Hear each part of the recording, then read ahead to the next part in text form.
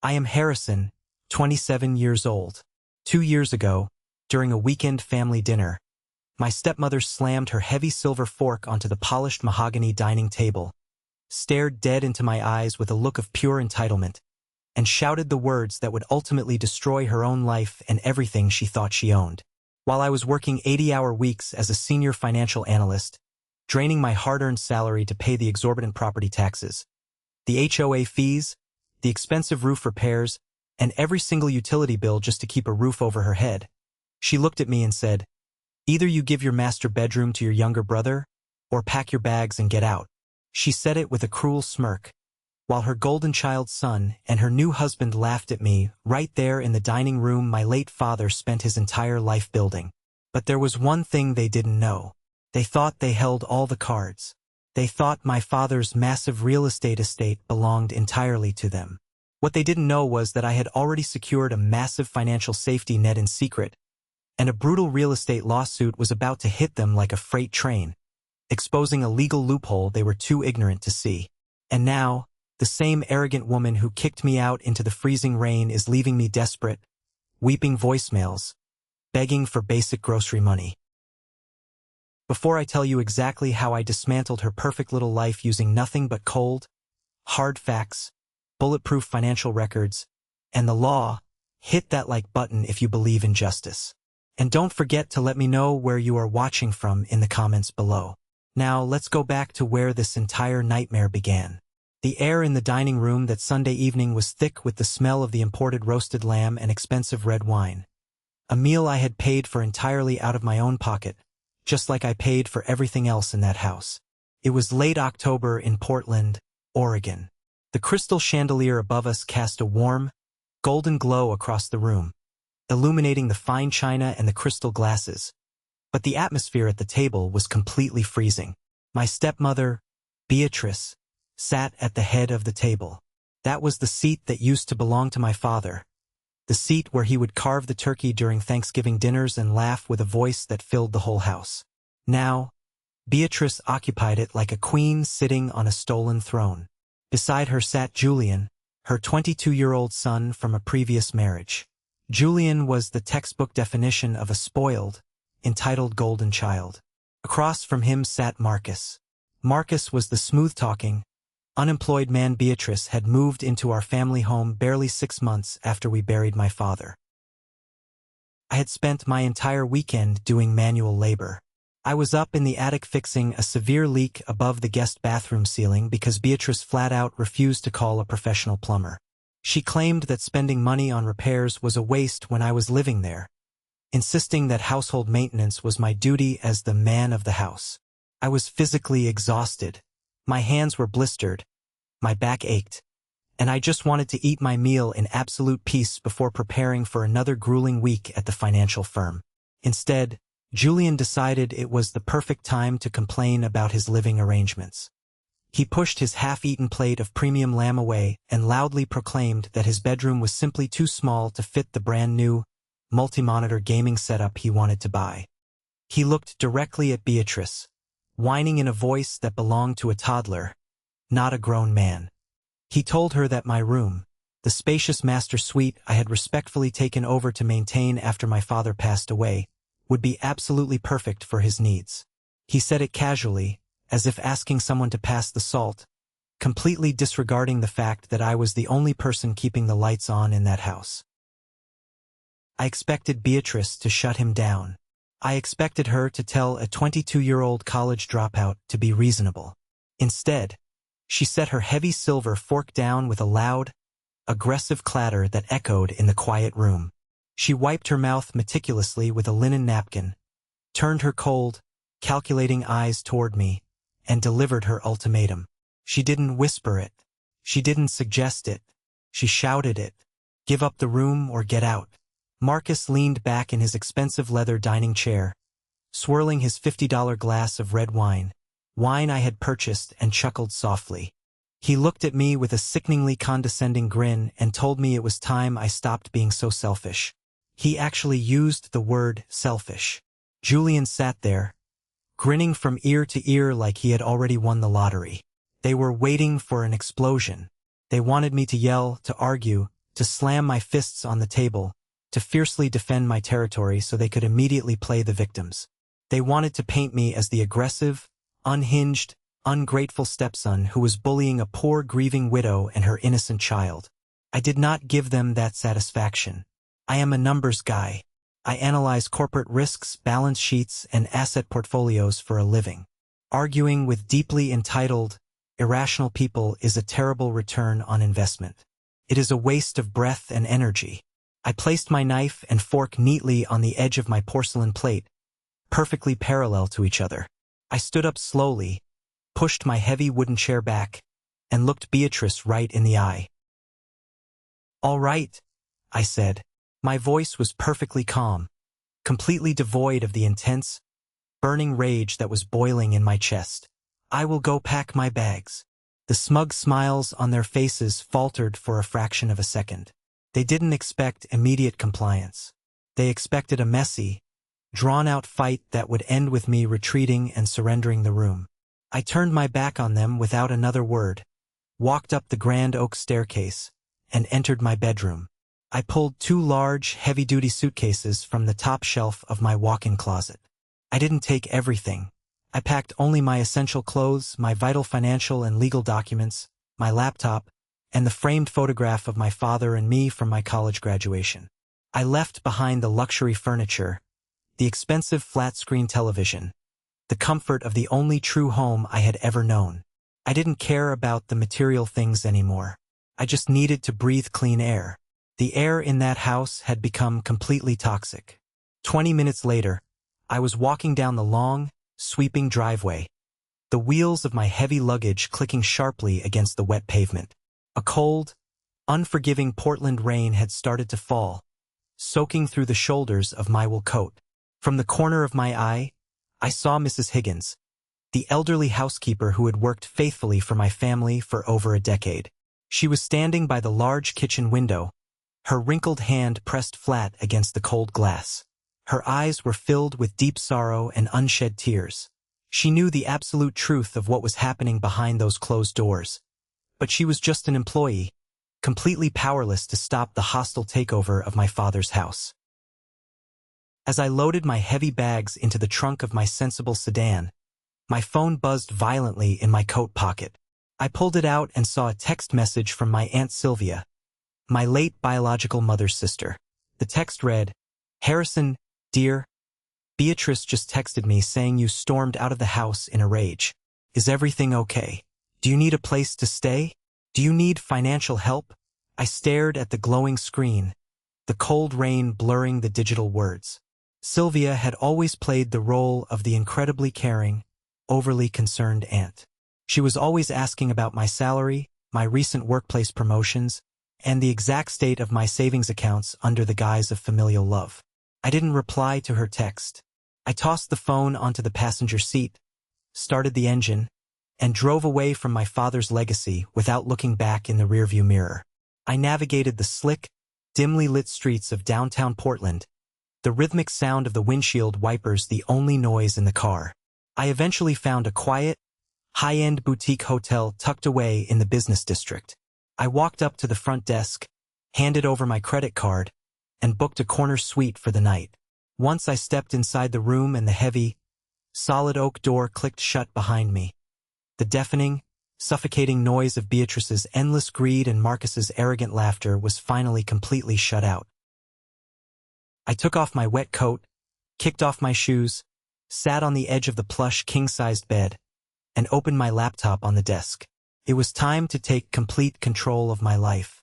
I logged into my secure, encrypted personal banking portal. The screen loaded, displaying the balance of my primary high-yield savings account, $212,000. That massive number was my anchor in the chaos. I had built that safety net dollar by dollar, bonus by bonus, through years of relentless financial discipline, aggressive investing, and smart contributions to my 401k. I had managed to protect that exact sum despite the fact that I was constantly bleeding cash every single month to cover the exorbitant luxury lifestyle Beatrice and her new family demanded. I had quietly swallowed my grief and carried the massive financial burden of that house out of a deep respect for my father's memory. But seeing that number now, I knew I was no longer trapped. I opened my personal messages and scrolled down to a conversation with my best friend, Clara. Clara is a licensed, highly successful real estate consultant who had been urging me for months to stop sacrificing my youth and independence for people who viewed me as nothing more than an endless bank account. Attached to her message was a listing she had sent me a week prior for a stunning, two-story modern cottage nestled deep in the quiet hills of West Hills. I typed out a quick, decisive message to her. Clara, I want the West Hills property. I am ready to make a solid offer. Schedule a private walkthrough for tomorrow morning. She replied within seconds. I'll get the paperwork ready. It's about time you put yourself first, Harrison. I closed the banking tab, shut the laptop screen, and walked over to the floor-to-ceiling window, looking out over the rain-slicked pavement and the glowing city lights below. Beatrice and Marcus thought they were throwing me out onto the street. They thought they had finally defeated me. What they didn't know was that they had just handed me the keys to my absolute freedom, and tomorrow, the comfortable little empire they thought they ruled was going to shatter into a million unrecoverable pieces. I thought the worst of the family drama was over. I was so incredibly wrong. To truly understand the sheer, unadulterated audacity of Beatrice's actions at that dinner table, you have to understand the absolute hell I had been living in for the past 2 excruciating years. My father was a brilliant, hard-working, self-made man. He had built a highly successful regional logistics company from the ground up, working brutal 90-hour weeks to ensure his family never wanted for anything. He provided a beautiful, secure life for me and my biological mother until she tragically passed away from illness when I was just a teenager. My father was devastated, but he poured all his energy into raising me and growing his business. 5 years later, he met Beatrice. At first, Beatrice seemed like a genuine blessing. She was charming, incredibly attentive, and brought a vibrant energy back into our quiet, grieving home. She brought along her teenage son, Julian, and my father, having a huge, generous heart, welcomed them both into our lives with open arms. He treated Julian like his own blood. He paid for Julian's expensive private school tuition, funded his useless hobbies, bought him the latest electronics, and even set up a very generous college fund for him so he would graduate completely debt-free. My father wanted us to be a real family, but then the unthinkable tragedy struck. 2 years ago, my father suffered a massive, completely unexpected fatal heart attack while at the office. The funeral was an absolute blur of black suits, rainy skies, and hollow condolences from business associates. I was completely shattered, barely able to stand, navigating the darkest, most agonizing grief of my entire life. Beatrice, however, was remarkably composed. Almost too composed for a woman who had just suddenly lost the supposed love of her life. Within mere weeks of burying the man who had provided her with a life of luxury, she began systematically erasing him from the house. The deep mahogany furniture my father loved was unceremoniously thrown out and replaced by flashy, overly modern, sterile pieces. His private home office, a place filled with his books and memories, was swiftly converted into a private lounge specifically for her. Then came Marcus. Marcus was a smooth-talking, chronically unemployed consultant who seemed to consult on absolutely nothing except how to spend other people's money. He officially moved into our family home barely 6 months after the funeral. Beatrice boldly claimed he was just an old friend helping her through her deep grief, but it wasn't long before he was confidently driving my late father's classic restored car, drinking his expensive vintage scotch, and acting like he was the lord of the manor. Because my father's death was so terribly sudden, his complex financial affairs were left in a state of chaotic limbo. The logistics business was eventually sold, but the proceeds were heavily tied up in prolonged probate courts and corporate legalities. However, the primary residence, the sprawling, custom-built 5-bedroom estate in the wealthy suburbs, remained in a confusing legal gray area. Beatrice simply acted as if she owned the place outright. She assumed the title transferred automatically and entirely to her as the surviving spouse. And I, paralyzed by profound grief and a desperate, burning need to avoid any more conflict, foolishly let her believe it. I quietly stepped up and took on the role of the silent provider. As a senior financial analyst pulling in a high six-figure salary, I silently took over the massive household expenses. When the annual property taxes came due to the terrifying tune of $15,000, I paid them without a word. When the aging HVAC system completely failed in the middle of winter and cost $8,000 to replace, I wrote the check immediately. I paid the electricity, the water, the premium fiber optic internet, and the ridiculous luxury cable packages they insisted on having in every room. I did it all out of a deeply misguided sense of duty and honor to my father's memory. I genuinely thought that if I kept the house running and the family together, I was honoring his legacy. Instead, I was completely funding my own disrespect. Julian treated me worse than hired help. He officially dropped out of his second year of a very expensive college because he claimed the classes were too stressful for his mental health, completely blowing the massive college fund my father had generously provided for him. He spent his days sleeping until noon in his room and his nights partying at expensive downtown clubs. He started dating Bianca, a girl whose entire personality consisted of designer logos, vocal fry, and looking down on anyone who actually worked for a living. I remember one specific evening clearly. I came home exhausted from a brutal 10-hour shift at the financial firm to find Julian and Bianca lounging lazily in the living room, their feet resting on the expensive coffee table, surrounded by empty, high-end sushi containers. I calmly asked Julian if he could at least take the trash out to the bins before he went to bed. Bianca dramatically rolled her heavily mascaraed eyes, adjusted her expensive hair extensions, and scoffed loudly. "Don't talk to him like that, Harrison," she said, her voice dripping with pure condescension. "You're just jealous because Julian actually knows how to enjoy his life and relax, while you just act like a miserable, stressed-out miser. Maybe if you weren't so incredibly cheap and boring, you'd actually have a girlfriend too." I looked at Julian, waiting for him to defend me or correct her. He just smirked, shrugged, and went right back to scrolling on his phone. They had absolutely no idea that the premium sushi they were eating was bought with a credit card directly linked to my primary bank account. They didn't know that the sleek, black luxury Porsche Julian drove around town to aggressively impress Bianca was actually a lease registered entirely under my name, relying entirely on my spotless, hard-earned credit score.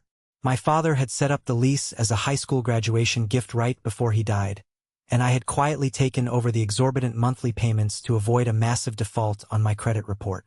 Julian proudly paraded that luxury car around like he was a self-made tech millionaire, while I drove a sensible 6-year-old Honda Civic to the firm every single day. The blatant financial abuse was horrifying enough, but the psychological manipulation was so much worse. And that brings me to the ultimate betrayal, Aunt Sylvia. Sylvia was the only family member who called me regularly to check in. She would invite me to expensive coffee shops, sit across from me with a deeply concerned look, listen to me vent my frustrations about Beatrice and Marcus, and pat my hand with what looked like genuine sympathy. "You work so incredibly hard, Harrison," she would say in a soft, comforting tone. "You really need to look out for your own future. How are your savings doing? Are you putting enough into your 401k? You just got that big promotion, didn't you? Please make sure you protect your new salary from these people." I completely trusted her. She was my mother's sister. I told her about my performance bonuses. I confided in her about my financial milestones and my investment portfolio. I truly thought she was looking out for my best interests. But over time, I started noticing a deeply disturbing pattern. Every single time I told Sylvia about a significant financial win, a massive year-end bonus, a highly successful stock trade, Beatrice would suddenly miraculously have a catastrophic emergency. A week after I happily told Sylvia I received a $20,000 performance bonus at the firm, Beatrice approached me with a fabricated, frantic story about needing exactly $15,000 for urgent, structural repairs to the house's foundation. When I logically asked to see the contractor's official estimate and invoice, she pitched an absolute fit, screaming and crying, accusing me of maliciously withholding money from my poor, grieving stepmother. It took me far too long to connect the very obvious dots. Sylvia wasn't an ally at all. She was a spy. She was a mole. She was eagerly reporting my exact financial status and account balances directly to Beatrice, allowing my greedy stepmother to calibrate exactly how much money she could safely extract from me without draining my accounts completely dry and causing me to leave. They were farming me like a cash crop. They were managing my money for their own benefit. Lying in that quiet hotel bed, listening to the heavy Portland rain hit the glass window, the last puzzle pieces clicked into place with horrifying clarity. The dinner ultimatum wasn't just a sudden, emotional outburst of entitlement. It was a highly calculated, strategic move. Beatrice and Marcus thought they had finally broken my spirit completely. They thought I would surrender the master bedroom, accept my pathetic place as the basement-dwelling piggy bank, and continue quietly financing their luxury lifestyle indefinitely until I was completely broke. They mistook my profound patience for weakness. They mistook my deep grief for stupidity. I realized in that exact moment that I owed these terrible people absolutely nothing. The promises I made to my father were meant to protect our real family, not to subsidize a parasitic cult of lazy, entitled grifters. By staying in that house, I wasn't preserving his beautiful legacy. I was letting them trample all over it and laugh while doing it. I picked up my phone and saw another text message from Sylvia. Harrison, Beatrice is very, very upset. She says if you just come home and apologize tomorrow, she might let you keep the smaller guest room. Please don't throw away your family home over silly pride. I didn't block her number. Not yet. I wanted her to have a front row seat to the absolute, unmitigated destruction I was about to unleash on all of them. I plugged my phone into the charger, turned off the bedside lamp, and closed my eyes. The heavy, suffocating guilt that had weighed on my chest for 2 years was completely gone, replaced by a cold, sharp, terrifying clarity. Tomorrow morning I was going to buy a house, and then I was going to buy the most ruthless real estate lawyer in the state of Oregon. The next morning, the dark storm clouds finally broke, revealing a brilliant, crisp blue sky over the Pacific Northwest. I checked out of the boutique hotel, grabbed a strong black coffee, and drove straight up the winding roads to the West Hills to meet Clara. The property was absolutely breathtaking. It was a stunning mid-century modern home surrounded by towering, ancient Douglas firs. It featured expansive floor-to-ceiling windows that let in massive amounts of natural light, beautiful natural stone accents, and a massive cedar deck overlooking the entire Portland Valley. It was secluded, completely quiet, and perfectly out of reach for anyone relying on a minimum wage job or a stolen credit card to survive. It was exactly the sanctuary I needed. Clara met me at the top of the driveway with a bright, supportive smile and a thick folder full of real estate documents. She had personally witnessed the severe toll the last 2 years had taken on me. She didn't ask any annoying questions about why I was suddenly ready to buy. She was a professional, and she just got straight to work. We walked through the sunlit rooms, the polished hardwood floors echoing with the promise of a completely fresh start. The asking price is $480,000, Clara said, leaning elegantly against the pristine marble kitchen counter. But the seller is highly motivated to move quickly. With your excellent financial profile, your credit score, and your job history, we can close this in record time. I didn't even bother negotiating the price down. I wanted it locked in immediately. Offer the full asking price. I'll put down 40% in cold, hard cash today to completely avoid mortgage insurance and keep my monthly overhead incredibly low. I want the keys in my hand by Friday. Clara raised a perfectly groomed eyebrow, clearly impressed by my decisiveness. That's $192,000 in liquid cash, Harrison. You're absolutely sure about this? Clara, I have never been more sure of anything in my entire life, I replied smoothly. Right there on the sleek kitchen island of what would very soon be my new home, I opened my banking app, entered my security credentials, and initiated the massive wire transfer to the title company's escrow account. Watching nearly $200,000 leave my savings account didn't cause a single ounce of anxiety or panic. It didn't feel like a loss. It felt like buying a titanium shield against Beatrice's greed. With my housing situation completely secured and the paperwork signed, it was time to address the massive parasite still living rent-free in my childhood home. Clara had highly recommended a senior real estate attorney known in the city for being an absolute, unforgiving shark in complex property disputes. His name was Arthur Winston, a 60-year-old legal veteran who had seen every disgusting form of family greed and inheritance theft imaginable in his 3 decades of practice. I drove back downtown to Winston's prestigious law office, a polished, intimidating suite filled with heavy leather-bound legal volumes and thick mahogany furniture. I sat across from him in a high-backed leather chair and laid absolutely everything on his massive desk. My father's certified death certificate, the original property deed to the suburban estate, and 2 full years of meticulously organized bank statements definitively proving I had solely maintained the property, paid the property taxes, and covered every single repair. Winston adjusted his wire-rimmed reading glasses and scrutinized the documents in total silence.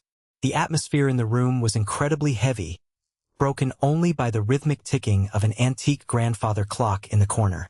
Finally, after what felt like hours, he looked up at me. A sharp, incredibly dangerous smile played on his lips.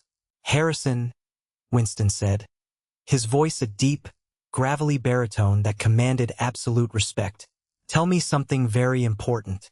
Did your father ever draft a formal, legally updated will after marrying Beatrice?" "No," I answered confidently.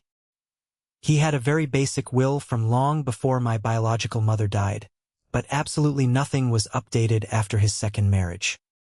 His estate was completely intestate."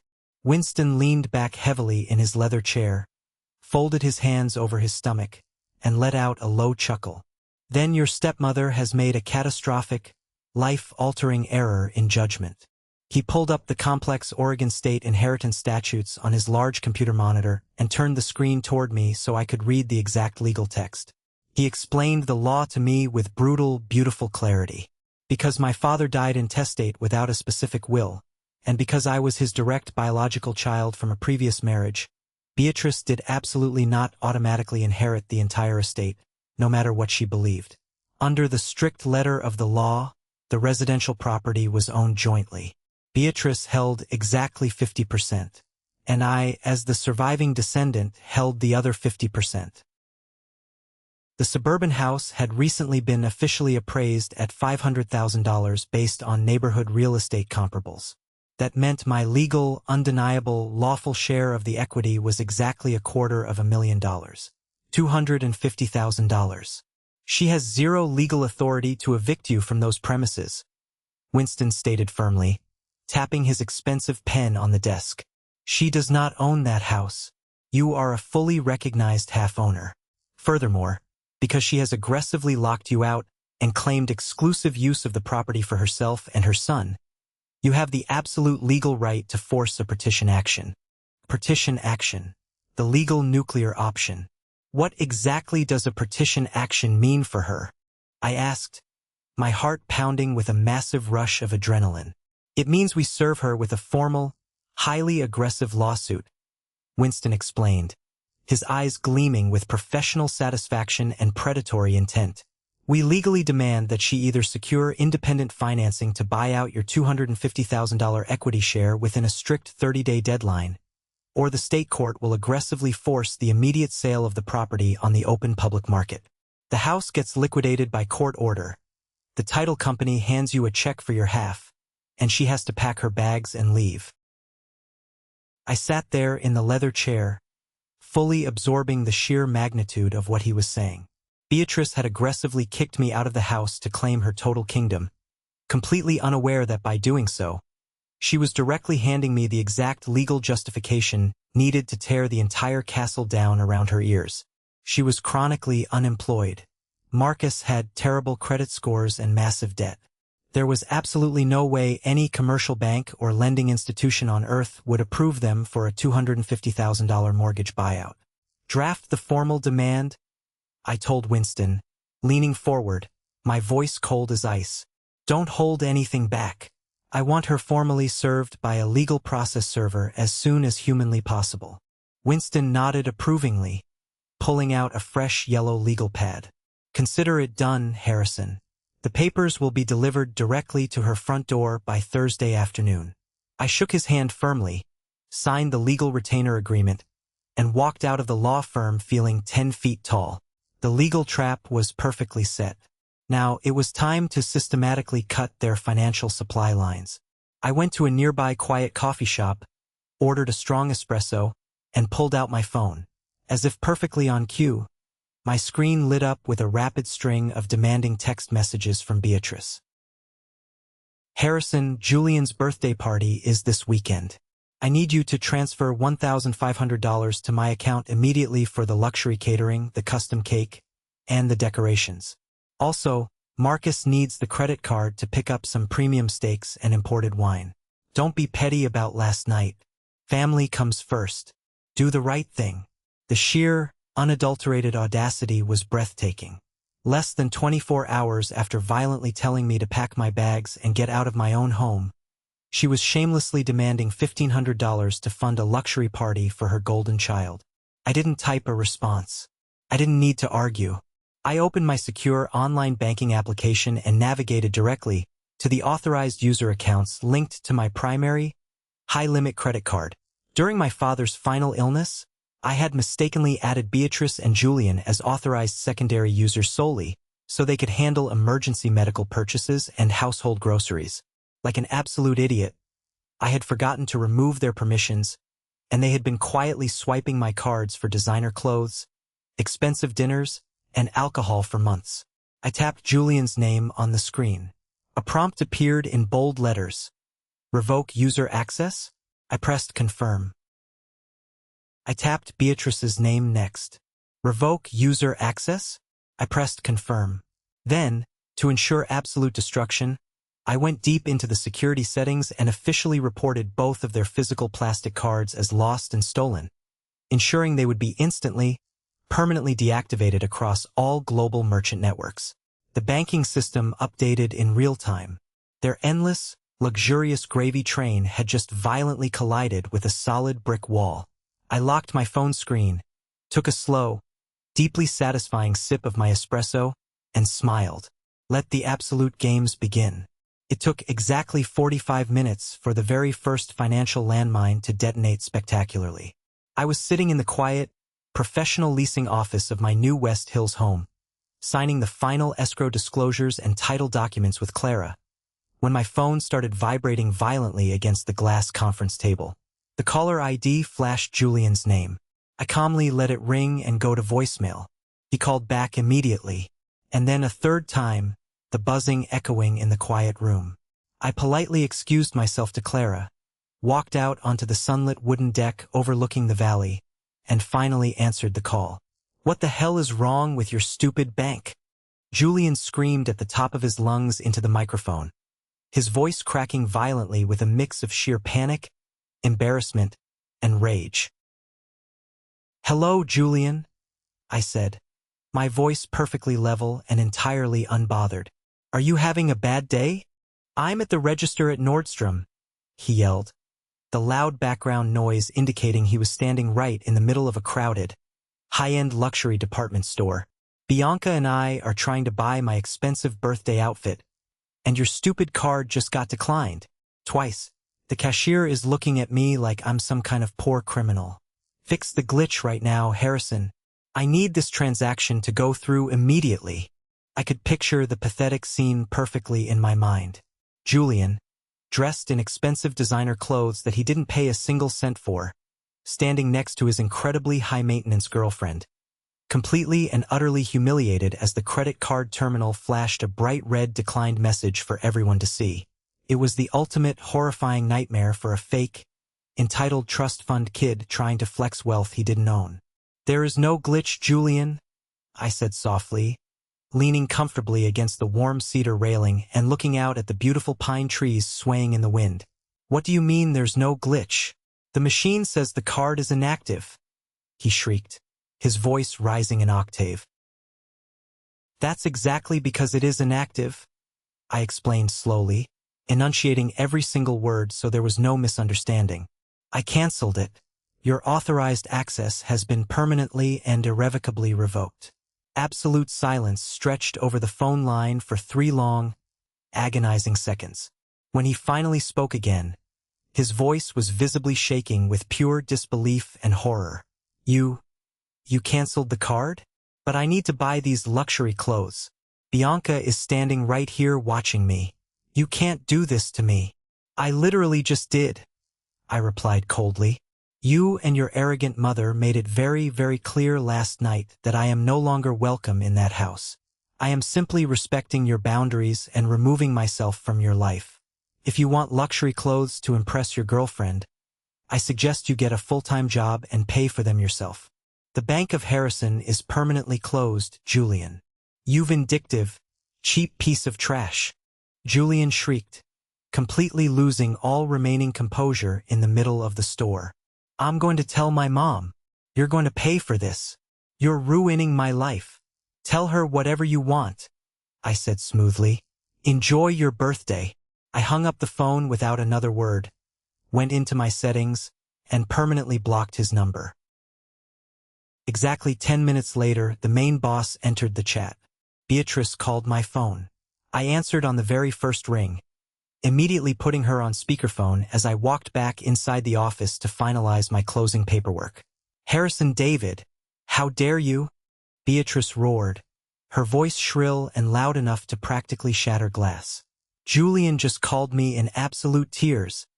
He was completely humiliated in front of Bianca and half the mall. You turn that credit card back on this instant. Do you hear me? You are intentionally ruining his birthday over a petty, childish temper tantrum. It's not a temper tantrum, Beatrice, I said calmly, signing my name on the final deed. It's a necessary financial restructuring. I am officially no longer funding your luxury lifestyle. You have a moral obligation to this family, she screamed, completely abandoning all pretense of being the sweet, grieving, helpless widow she played for everyone else. Your father would be so deeply ashamed of you right now.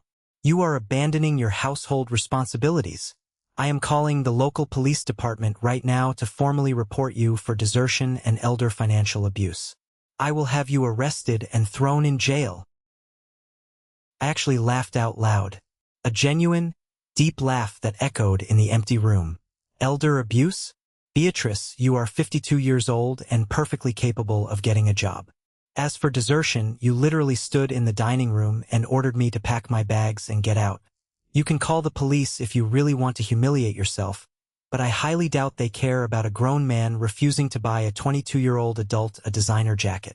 You ungrateful, nasty little brat, she hissed, her voice turning incredibly dark and venomous. You think you can just boldly walk away from the expensive mortgage and the utility bills? This is your house too. If you don't transfer the money for the property taxes by next week, I'm taking you to court and suing you for every penny you have. Oh, Beatrice, I said, a cold, predatory smile spreading across my face as I looked at Clara. You really don't need to take me to court. The court is already coming to you. Before she could even begin to process what I meant by that statement, I ended the call. I didn't block her number. I needed her direct lines of communication wide open for the impending fallout. Later that same evening, I was sitting comfortably on my brand new sofa in my beautiful West Hills home, enjoying a smooth glass of expensive bourbon that I bought with my own money. My phone suddenly buzzed with a long message from Aunt Sylvia. Harrison, Beatrice just called me, hysterically crying her eyes out. She said you maliciously cut off Julian's credit card and threatened her with the police. Why on earth are you being so cruel to them? Please just be the bigger person and send them a little bit of money to keep the peace in the family. You make so much money at the firm, it won't hurt you at all. I stared at Sylvia's manipulative message. The sting of her betrayal was still there, but it was quickly completely overshadowed by cold, strategic calculation. Sylvia didn't know that I had already requested a full audit of my accounts, or that I knew exactly how many times Beatrice had magically requested the exact amount of money I had recently deposited into my savings after Sylvia reported back to her. I replied to Sylvia with a single, simple sentence. Thanks for the advice, Sylvia. Have a great night. I didn't confront her. I didn't expose her lies. Let her continue reporting fake news back to Beatrice. Let them all falsely think I was just being stubborn and would eventually cave. It would make the ultimate legal reveal so much sweeter. For the next 2 entire days, My phone was a relentless barrage of passive-aggressive texts, massive guilt trips, and outright, unhinged threats from Beatrice and Marcus. Marcus even left a slurred voicemail trying to sound physically intimidating, telling me I needed to man up, come home, and take care of my mother like a real man. I saved every single voicemail to an encrypted cloud drive and forwarded every nasty text directly to Winston's secure legal portal. Every angry word they said was just more perfect ammunition for the impending lawsuit. On a rainy Thursday afternoon, I was sitting at my home office desk, finalizing a complex quarterly financial report for my firm. The Oregon rain had returned, a gentle, peaceful drizzle washing over the lush green hills outside my massive window. At exactly 2:15 p.m., Winston sent me a highly anticipated email. The subject line was simply, "Delivery confirmed." Attached to the email was a scanned copy of the official affidavit of service. The legal process server had officially and successfully handed the aggressive petition demand and the formal lawsuit directly into Beatrice's hands. The legal clock had officially started ticking. She had exactly 30 days to produce $250,000 in cash, or the house goes straight onto the public auction block. I leaned back heavily in my ergonomic chair, laced my fingers comfortably behind my head, and looked at my silent phone, waiting for the massive explosion. The quiet eye of the storm had passed. The real, devastating hurricane was about to make landfall. The exact moment the legal process server walked up the long, sweeping concrete driveway of my childhood home and handed that thick, heavy manila envelope directly to Beatrice, the entire foundation of her fabricated, luxurious reality violently collapsed into dust. I was not standing there on the front porch to witness the event in person, but the immediate aftermath painted a crystal-clear, highly satisfying picture of the absolute chaos that erupted inside the walls of that house. For 2 entire years, Beatrice had operated under the completely false, incredibly arrogant assumption that she was the untouchable, undisputed queen of my father's estate. She genuinely believed that simply because she possessed a marriage certificate when he died, the law automatically granted her full, unconditional ownership of every single brick, every blade of grass, and every dollar tied to that massive piece of real estate. She thought I was just a lingering annoyance, a human ATM machine she had finally managed to permanently squash and discard into the rain. When she aggressively tore open that sealed envelope and read the formal legal complaint drafted on Winston's intimidating, watermarked law firm stationery, the brutal truth of her situation must have hit her like a physical blow to the chest. The petition lawsuit outlined in explicit, undeniable legal terminology that she only owned half the property. It clearly stated that she was now legally mandated by the state of Oregon to produce $250,000 in liquid cash within 30 days to buy out my equity share. The document warned, in bold legal print, that if she failed to produce the money, the court would forcefully liquidate the house at a public real estate auction, and she would be formally evicted by the county sheriff's department. She was completely unemployed. Her credit history was practically non-existent because she had relied entirely on my father, and subsequently on my 6-figure salary, to fund her entire life. She possessed absolutely no liquid assets. The sheer terror of imminent homelessness must have been absolutely paralyzing. And then, the very first massive twist of the knife happened. It did not come from me. It did not come from my lawyer. It came from her own inner circle. Marcus, the smooth-talking, chronically unemployed parasite she had moved into my father's house, was a man who survived entirely by clinging to wealthy hosts. He had spent the last year confidently driving my father's classic cars, drinking his premium vintage scotch, and whispering constantly in Beatrice's ear about how they were going to extensively renovate the house and turn it into their own private luxury retreat once they finally kicked me to the curb. He was completely on board with her toxic plan as long as it meant he received free luxury housing and a limitless supply of cash. But Marcus was not a loyal man. He was a seasoned survivor of the grifter lifestyle. When Beatrice hysterically showed him the lawsuit, completely sobbing and demanding they go to the bank together to secure a massive mortgage loan, Marcus looked closely at the hard legal facts. He saw the lawsuit. He saw the strict 30-day deadline. He saw the demand for $250,000. He realized instantly that the limitless gravy train had officially derailed, and a massive financial brick wall was approaching at terminal velocity. Instead of comforting his grieving wife, instead of standing by her side to fight the legal battle, Marcus did exactly what parasites do when the host dies. He quietly packed his bags.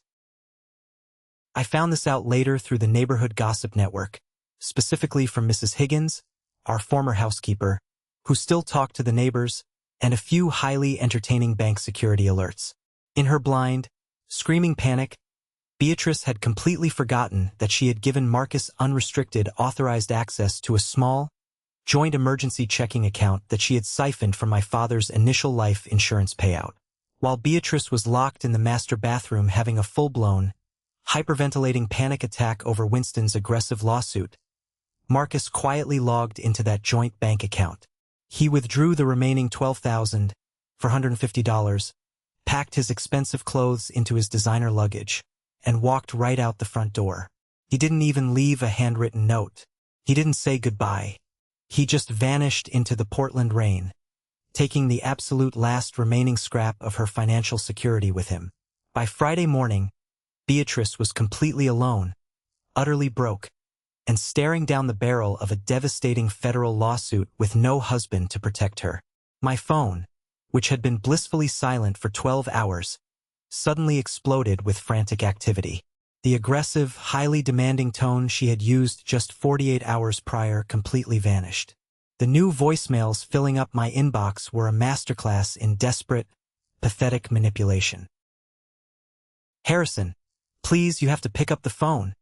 Her voice trembled violently through the speaker of my smartphone as I sat at my home office desk, casually reviewing financial models for my firm. "I do not understand these legal papers. There has been a terrible, terrible mistake. You cannot seriously be suing your own family. Marcus left me. He packed his bags and he took all the emergency money. I have absolutely nothing left. Julian is terrified. Please, Harrison, you are a good man. Your father raised a good, forgiving man. We need to sit down and talk about this privately. Please do not let some greedy lawyer tear our family apart. Just call me back. I am begging you." She left 5 distinct variations of that exact same weeping, hysterical message. It was incredible to listen to. She completely omitted the fact that she had viciously kicked me out of my own home in the freezing rain. She conveniently forgot the part where she demanded I fund a luxury birthday party while treating me like absolute garbage. Now that I was holding a massive legal gun to the head of her fake real estate empire, she suddenly wanted to play the sacred card of family unity. I let her sweat. I let her sit in that massive, empty house with her unemployed son and completely panic for an entire 24 hours. I went to the gym, I bought some new mid-century modern furniture for my West Hills home, and I slept better than I had in 2 years. I wanted the harsh reality of her situation to fully marinate in her mind. I wanted her to realize, down to her very bones, that I was no longer the obedient, grief-stricken stepson she could easily emotionally blackmail. Finally, on Saturday morning, while I was drinking my coffee on the cedar deck, I sent her a single, highly professional text message. "Beatrice, I am willing to meet with you to discuss the terms of the partition lawsuit. I will be at the downtown artisan coffee shop on 4th Avenue at exactly 10 o'clock tomorrow morning. This is not a family reunion. This is a formal business negotiation regarding the estate. Be exactly on time." She replied instantly, the desperation practically leaping off the screen. "Thank you, Harrison. Thank you so much. I will be there. I will bring Julian so we can all clear the air and fix this huge misunderstanding." She actually thought she had won. She deeply, genuinely thought the fact that I agreed to meet meant my resolve was softening. She firmly believed that if she could just get me in a room, face to face, she could turn on the theatrical waterworks, use Julian as a pathetic prop, and manipulate me into dropping the lawsuit and returning to the comfortable status quo. She genuinely thought she could easily talk her way out of a $250,000 legal deficit using fake tears and weaponized guilt.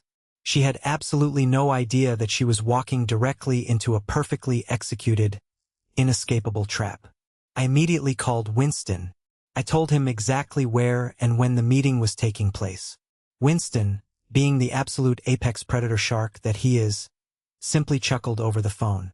His laugh was deep and raspy. He told me to make sure I ordered a very good cup of coffee, because he was going to bring the entire arsenal of certified legal documents to drop right on her lap. The stage was completely set for the ultimate confrontation. The trap of her own arrogance was fully loaded, and she was walking right into it with her eyes wide open. Sunday morning in downtown Portland was crisp, cool, and perfectly clear. The high-end artisan coffee shop on 4th Avenue was heavily bustling with wealthy weekend crowds, young tech professionals, and university students. The smell of freshly roasted espresso beans and expensive pastries filled the air. I deliberately chose this highly public, affluent location for a very specific reason. Beatrice was entirely obsessed with public image and social status. She thrived on pretending she was part of the upper echelon of society. I knew for a fact that placing her in a crowded room full of witnesses would completely paralyze her ability to scream, throw a violent tantrum, or create a massive scene without completely humiliating herself in public. I arrived 15 minutes early.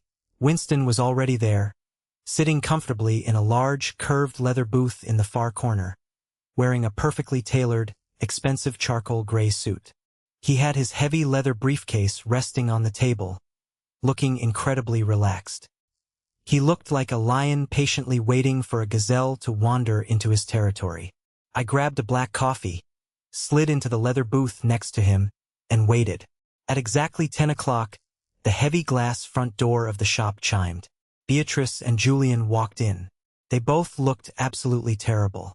Beatrice had heavily applied foundation and concealer to hide the dark, exhausted circles under her eyes, but she still looked completely frantic and aged. Julian was wearing a wrinkled designer hoodie, looking incredibly nervous and drastically smaller without his usual arrogant, entitled swagger. They aggressively scanned the room, spotted me in the corner, and quickly walked over to the booth. Beatrice stopped dead in her tracks the absolute second she saw Winston sitting next to me. The fake, relief-filled smile she had prepared instantly melted off her face, replaced by a look of sheer terror. "Harrison," she stammered, gripping her expensive leather handbag so tightly her knuckles turned stark white. "I thought this was just going to be a private family conversation.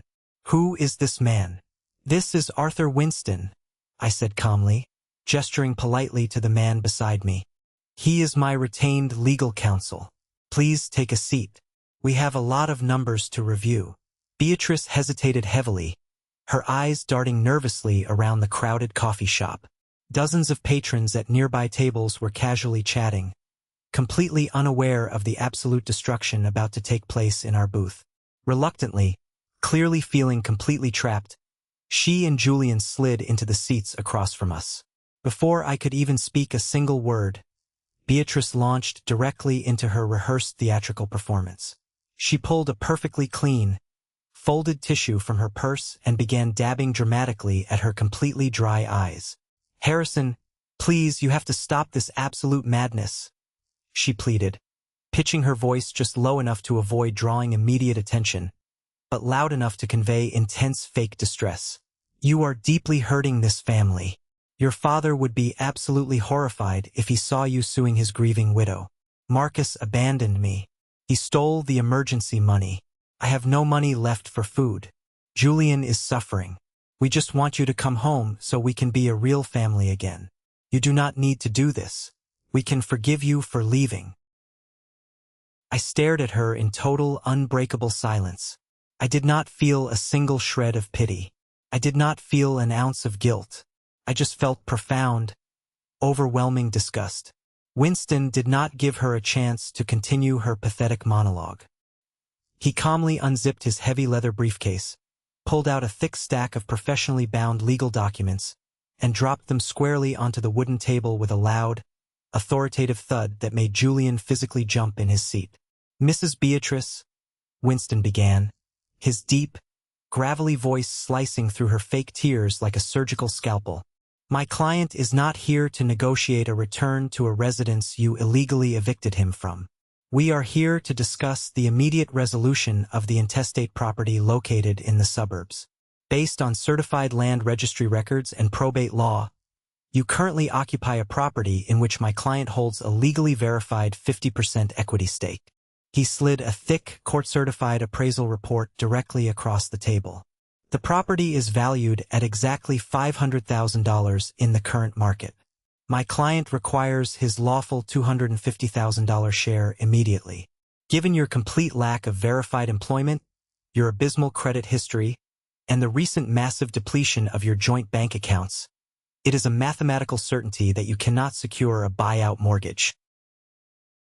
Beatrice turned ghostly pale, her hands trembling violently as she looked at the official documents. You cannot do this. I am his wife. The house belongs to me. I have rights. You have the right to half the equity. Winston corrected her sharply, completely unfazed by her rising panic. And so does Harrison. Because you chose to forcefully alienate him from the property, the law strictly allows him to force a public liquidation. You have exactly 26 days remaining on the legal notice. If the funds are not secured in an escrow account, we will petition the court on day 30 to force the sale. You will be legally evicted by the county sheriff.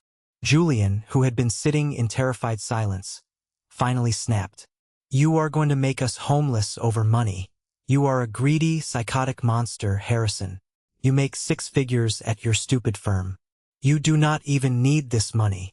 I leaned forward, resting my forearms on the table, and looked directly into Julian's panic-stricken eyes. It has absolutely nothing to do with whether I need the money, Julian. It has everything to do with the fact that you do not own my life. I paid the property taxes. I paid the utility bills. I paid for the very food you ate while you mocked me in my own home. You told me to leave. I left. Now I am simply taking exactly what belongs to me. Right at that intense, suffocating moment, the front door of the coffee shop chimed again. I looked up and saw Aunt Sylvia bustling in, looking incredibly frantic. She spotted our booth and rushed over, her face painted with deep, fake concern. Harrison, Beatrice, Sylvia gasped, resting her hand dramatically on her chest. I came as soon as Beatrice texted me. Please everyone, we need to calm down. We are family. We cannot let lawyers destroy the beautiful bond we share. Harrison, you have to be the bigger person here. Stop this lawsuit. For your mother's sake. That was the second twist. Beatrice had secretly texted Sylvia to come play the ultimate emotional trump card. She thought Sylvia's presence would successfully guilt-trip me into total submission. I looked at Sylvia, and the absolute last remnant of my familial loyalty completely evaporated into thin air. Sylvia, I said, my voice dangerously quiet, did Beatrice tell you that she kicked me out of the house into the freezing rain? Or did she just tell you to come here and protect her bank account, just like you have been doing for the last 2 years? Sylvia blinked, caught completely off guard. Harrison, what are you talking about? I am just trying to help.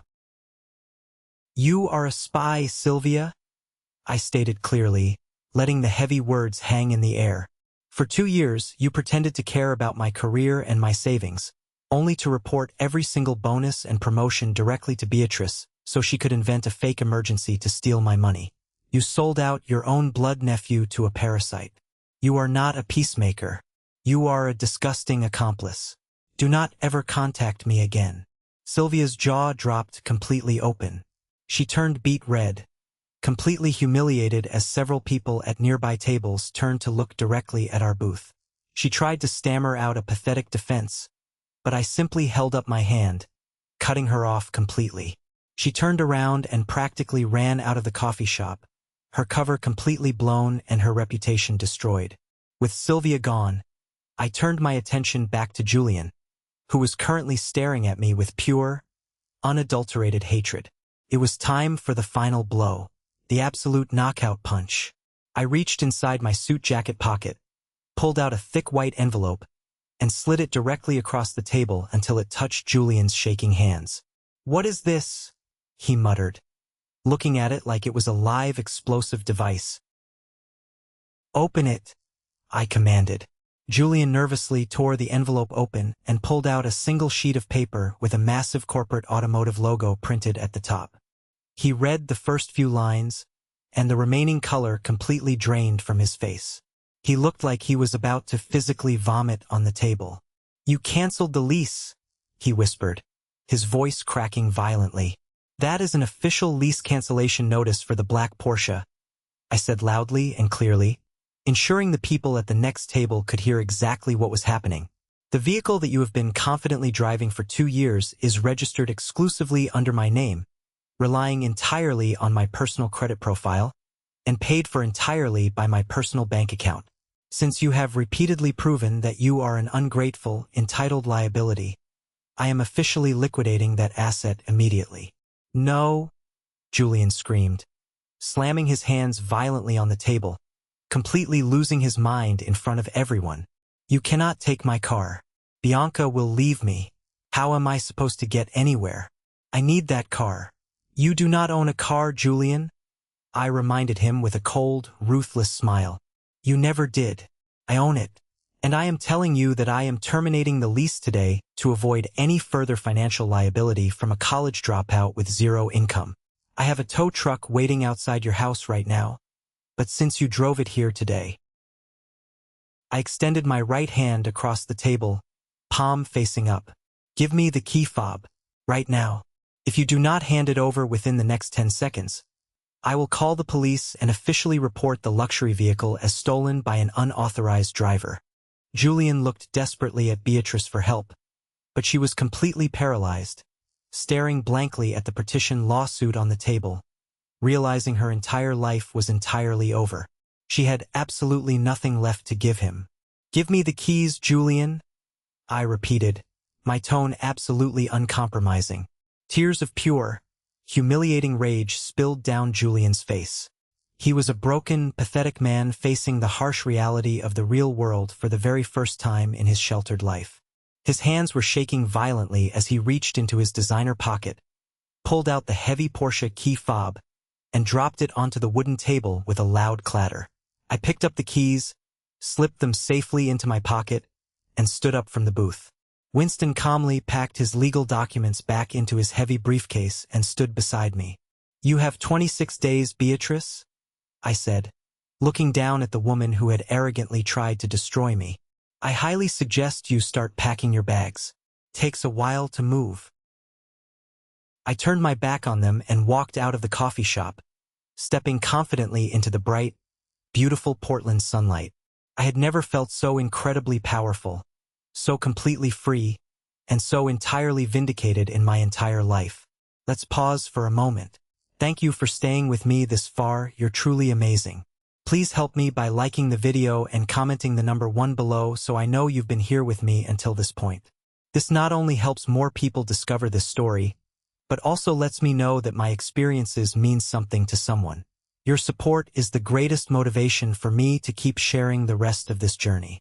3 weeks later, the final, devastating chapter of their miserable saga came to a highly satisfying, completely unavoidable close. Just as Winston had accurately predicted, Beatrice completely failed to secure any form of legitimate financing. She applied to over a dozen different commercial banks, credit unions, and even shady private lenders, desperately trying to get a $250,000 mortgage to buy out my equity. Every single one of them took one look at her non-existent employment history, her massive lack of collateral, her high debt-to-income ratio, and the terrifying fact that her husband had recently drained her emergency funds and abandoned her, and they flat-out rejected her applications. She was completely toxic to any financial institution in the state of Oregon. On the 30th day, Winston ruthlessly executed the final legal maneuver. He filed the formal petition with the state court. The judge, seeing the indisputable evidence of joint ownership and her complete inability to satisfy the buyout, immediately ordered the forced public liquidation of the estate. The house, the massive, custom-built 5-bedroom suburban mansion she thought she ruled as a queen, was officially placed on the open real estate market. Because the Portland housing market was incredibly hot, it sold in less than a week for its full appraised evaluation of $500,000 in a swift, all-cash corporate transaction. I did not attend the closing in person. I did not need to see their faces ever again. I sat comfortably on the expansive cedar deck of my beautiful West Hills home, drinking a premium cup of coffee and watched my phone screen as the title company dispersed the funds. After deducting standard closing costs, property transfer taxes, and Winston's legal fees, a massive wire transfer hit my high-yield savings account. $242,000. My lawful, hard-earned equity share was securely in my possession, safely guarded behind complex passwords and biometric locks. My father's financial legacy was finally completely safe from their greedy, parasitic hands. But for Beatrice and Julian, the nightmare was just beginning. After the title company split the remaining funds and handed Beatrice her share, she quickly realized a horrifying truth about the current real estate market. A little over $200,000 is absolutely nothing when you are completely unemployed, have terrible credit, and carry massive unresolved debt from years of luxury living. She did not have enough capital to buy a comparable house in any decent suburb, and no respectable luxury apartment complex would ever approve a lease for a woman with no steady, verifiable income. The absolute delusion of luxury she had maintained entirely at my expense was completely shattered into a million pieces. Lacking any other viable options, Beatrice and Julian were violently forced down the socioeconomic ladder. They ended up desperately signing a highly restrictive lease for a cramped, heavily outdated, noisy two-bedroom apartment situated in a highly undesirable, run-down complex on the far industrial outskirts of the city. The massive downgrade from a sprawling, quiet suburban mansion to a depressing, paper-thin walled apartment next to a busy highway dealt an absolutely devastating psychological blow to her incredibly fragile, arrogant pride. Within their new, suffocatingly cramped quarters, a highly toxic, deeply bitter resentment quickly erupted between mother and son. Without my massive salary paying for their premium food, their lightning-fast internet, and their luxury cars, the brutal, daily stress of living on a tight, unforgiving budget destroyed whatever fake harmony they had left. The neighborhood gossip network eagerly reported that the local police had been called to their new apartment twice for loud, aggressive domestic noise complaints. Julian bitterly and relentlessly blamed Beatrice for her catastrophic arrogance at the dinner table. He screamed at her daily, blaming her sheer greed and stupidity for costing them a beautiful, free house, an unlimited credit card, a luxury Porsche, and an incredibly comfortable lifestyle. And Julian's life got even worse. The exact moment Bianca, his highly materialistic girlfriend, found out that the black Porsche was repossessed and that Julian's credit cards were completely dead, she dropped him faster than a bad habit. She did not even break up with him in person. She just sent him a cruel text message calling him a broke loser and blocked him on all social media platforms. Desperate for a financial lifeline, Beatrice completely abandoned her pride. She sent me a long, pathetic series of highly humbling text messages. She aggressively begged for a monthly financial allowance to help cover their rent.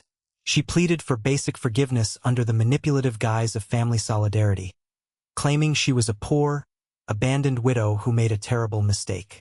She even offered to do my laundry and clean my new house if I would just pay for her groceries. Sitting comfortably in my quiet, sunlit sanctuary, surrounded by beautiful pine trees and absolute peace, I read her lengthy, desperate paragraphs without feeling a single, solitary trace of remorse or pity. She made her bed, and now she was being forced to sleep in it. I tapped the settings icon on my smartphone, navigated to my block list, and permanently blocked her number alongside Julian and Aunt Sylvia, firmly severing our connection once and for all. They were completely erased from my life. 3 months later, the warm, golden morning sunlight pierced beautifully through the thick layer of Pacific Northwest mist, brilliantly illuminating the spacious, perfectly manicured yard in front of my hillside home. I sat comfortably on the expansive cedar deck with Clara, my best friend and the real estate agent who had helped me secure my absolute freedom. We were enjoying fresh, expensive coffee while gazing out over the stunning, panoramic views of the Portland Valley spread out beautifully below us. The crisp, clean mountain air carried the fresh, earthy scent of pine needles, completely replacing the lingering, toxic anxiety of my past with a profound, unbreakable sense of quiet contentment and personal victory. Clara smiled warmly at me as she adjusted her designer sunglasses, remarking loudly how completely transformed I looked since taking full, uncompromising control of my financial destiny. I had lost the stress weight in my face.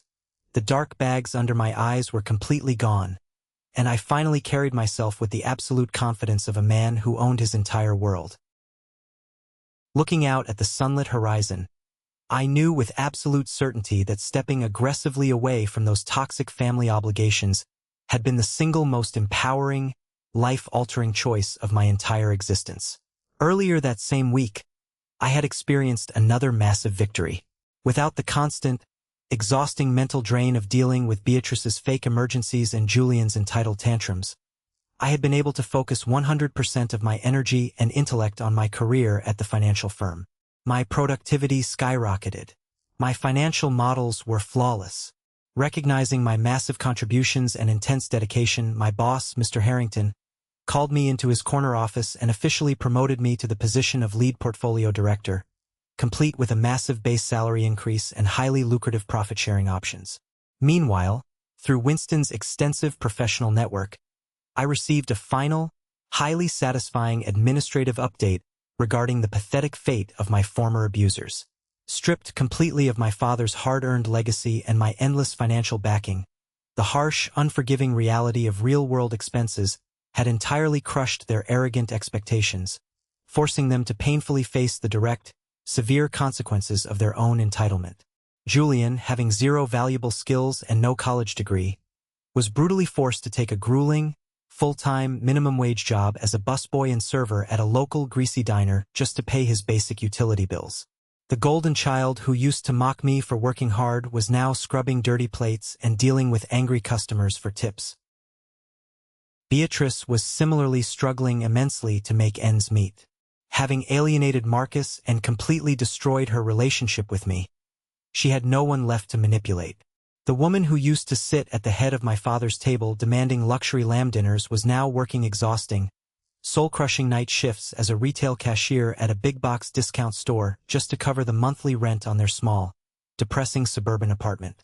A deep, powerful wave of peaceful closure finally settled over my heart as I listened to the absolute final resolution of their pathetic story. I had successfully and honorably respected my late father by fiercely protecting the massive financial legacy he worked so incredibly hard to build. I completely refused to let predatory, parasitic greed destroy my bright future or severely undermine my profound self-respect. By standing firmly and ruthlessly against emotional guilt-tripping and establishing unbreakable, aggressive legal boundaries, I had completely reclaimed both my absolute financial sovereignty and my inner dignity.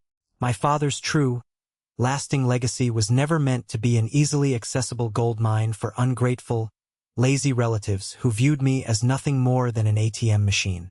It was intended to empower me to build a safe, highly honorable, and completely independent life on my own terms. Sitting in my sunlit, beautiful sanctuary, fully surrounded by the quiet beauty of nature, I knew with absolute certainty that my father would be immensely proud of the ruthless strength and financial intelligence I had discovered within myself. I took a slow, deeply satisfying sip of my premium coffee, feeling completely unburdened by the dark shadow of my past, knowing I would absolutely never look back. I had strictly enforced a policy of absolute non-contact, guaranteeing that no further manipulative text messages, fake tears, or bad faith pleas could ever breach the peaceful, highly secure perimeter of my new life. My incredible journey was no longer defined by the horrific mistreatment and financial abuse I had endured in that house, but by the quiet, absolute confidence of a highly successful man who knew exactly what his worth was and fiercely safeguarded his personal boundaries.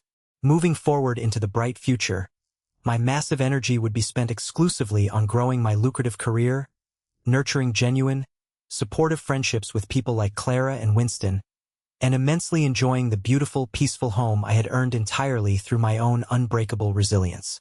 I held my head high, completely ready to embrace the boundless, incredible possibilities of a successful future built entirely on total freedom, self-respect, and absolute peace. Thank you so much for listening to my story today. If there is one crucial thing I want you to take away from my entire experience, it is this. Family is supposed to be a place of mutual respect, love, and support, Not a one-way financial transaction where you are constantly expected to set yourself on fire just to keep toxic, ungrateful people warm. Never let anyone, no matter who they are or what title they hold, make you feel guilty for legally protecting your own hard-earned assets and strictly enforcing your personal boundaries. You are incredibly valuable, and you absolutely deserve peace.